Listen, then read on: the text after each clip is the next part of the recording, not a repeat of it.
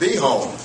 You know what? Last Friday we left campus at 5 a.m. and went to a different time zone down in New Mexico. A very hostile environment, which was a great experience for us. And going through that experience and then going to Syracuse, experiencing a top 10 basketball team, I thought you saw that come into play. Regardless of the talent level, we were able to play some solid man-to-man defense. I felt like described as playing Titan defense because we were able to pressure the ball. We gained confidence in denying the wings, and we had 10 steals the first half. And then even throughout the course of the game, I didn't like the way we closed the half at New Mexico the last 4 minutes. We were able to talk about that tonight. And then at halftime, even though we were up, we didn't come out of the locker room the second half at Syracuse.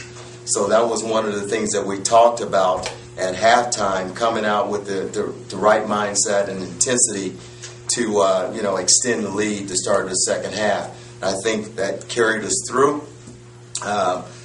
We had a size and height advantage. And down the stretch, we were able to get some post feeds into Eli, and he put the ball in the basket as well as Nick early in the second half. And then we kind of, continued to play hard throughout the game, which was encouraging. I've seen a lot of teams in that last 5 or 6 minutes when you have a lead to get sloppy. And I thought with everyone playing, they did a good job of finishing out the basketball game. Ray, are you getting comfortable now, or are you comfortable with this team? Yeah, I'm definitely getting a lot more comfortable. The 2 first games, it was a kind of rough start for me, but been in the office all week watching film and just really focusing on practice and trying to get better. And I think it showed today, and I think it's just going to carry off this game. Ray, could you just talk about the atmosphere? Playing your first 2 college games as a freshman, going down to New Mexico and then New York, those are some big places. Could you just talk how that affected you? It was a big adjustment in high school. I never played in front of a crowd like that, but it was a lot of fun. And overall, I think it helped me as a player and helped this team. Not many teams in college basketball so far this year. I played in front of 17,000 people, and then I want to say maybe like 20-something thousand at Syracuse. So that really helped our team, and it really helped our focus. And I think tonight it helped us come out and play at a high level.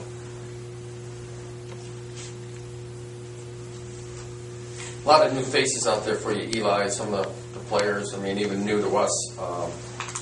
Their transition here is, where they are, where they're going to be on the court in a certain time, and where that pass is coming from, and things like that. Well, yeah, I think personally that we're all still figuring each other out. But I'm glad that we're doing it now, and I think it's actually coming together quicker and sooner than what Coach and I expected, with the new guys, new faces.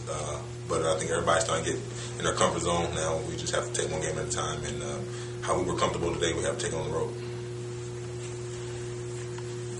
Right. Could you just talk about your chemistry you're building with Donovan, being on the floor at the same time? You guys hooked up on a few alley-oops. Yeah. Well, me and Donovan both being 2 point guards, we got to be the leaders of this team, and we just got to be able to play together. And I think in practice, we were getting better at just knowing each other's game, and the more we get to play with each other, the better feel we get for each other. So I think it showed in tonight's game. He knows when to find me, and he knows where I like to get the ball, and I think I know how to find him, and I know what he likes to do. So our chemistry is getting a lot better, and it's starting in practice.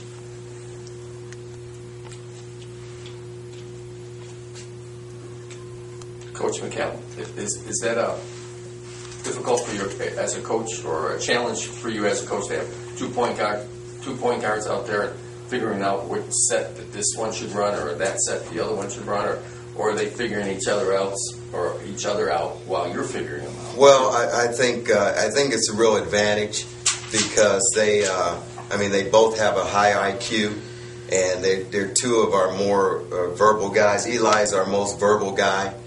And a lot of times I have to go through him to get the message to the team.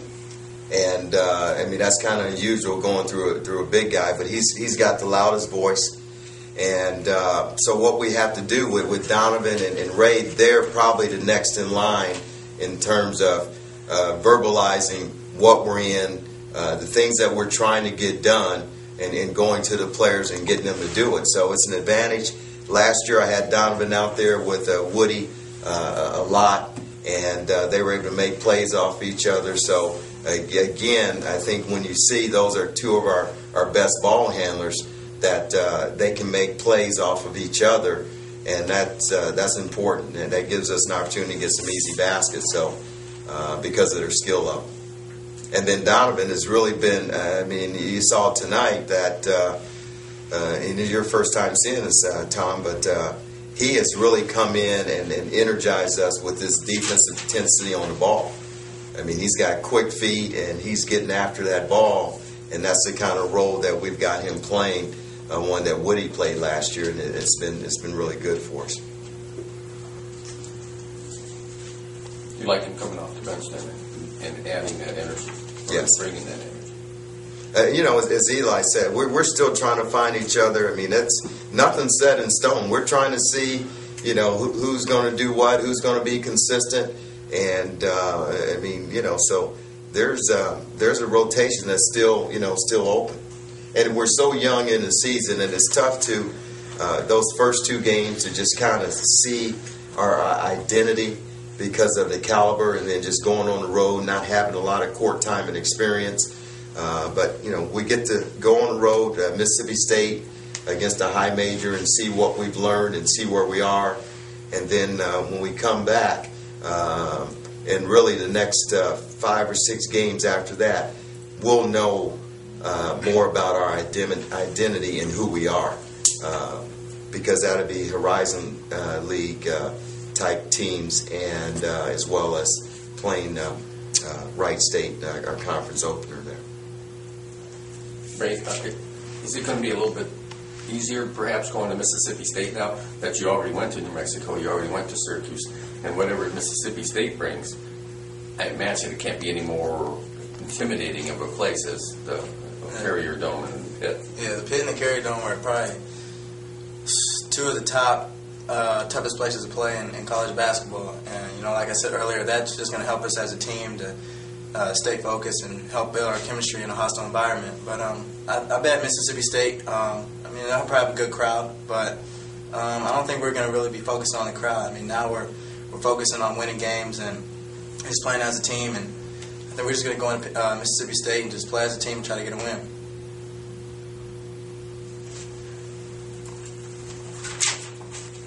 Right.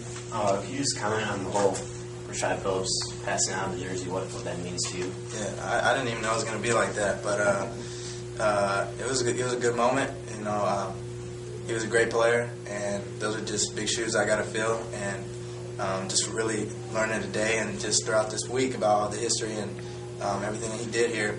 I'm just going to try to, you know, live his legacy and do what he did and try to get us to the NCAA tournament. So it was a lot of fun before the game, and it was a special moment.